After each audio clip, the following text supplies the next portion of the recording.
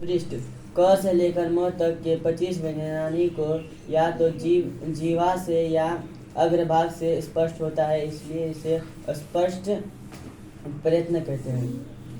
इतः स्पृष्ट तथा स्त वर्णों के उच्चारण में स्पृष्ट प्रयत्न होता है।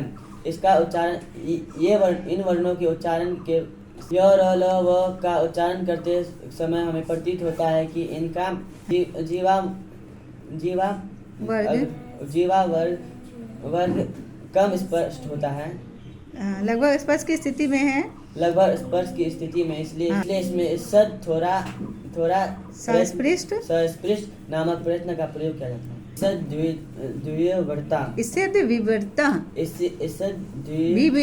विविधता वर्णों के उच्चारण में इसका प्रयोग किया जाता है। यह प्रयत्न लगता है। दंश ह का उच्चारण करते समय इसका अनुभव किया जा सकता है कि मुंह पूरी उच्चारण स्थान कुछ खुले रहते हैं। विविधता 20 वर्णों के उच्चारण में मुंह उच्चारण स्थान परस्पर खुले रहते हैं, इसलिए प्रयत्न को विविधता कहते हैं। संवृत्त यह व्याकरण की दृष्टि से माना गया प्रयत्न है। ऋष अ के उच्चारण में यह स्वीकृति है।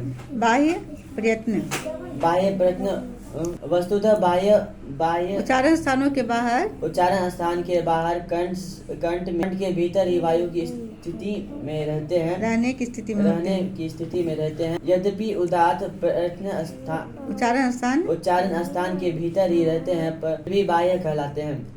बाह्य प्रयत्न वस्तुतः उच्चारण प्रक्रिया की सूक्ष्मता की व्याख्या करता है। बाह्य प्रयत्न को 11, 5 या 4 भागों में बांटा गया है। विवार, श्वास, संवार, नाद, अल्प प्राण, महाप्राण, घोष, अनुदात, उदात, स्वरिता।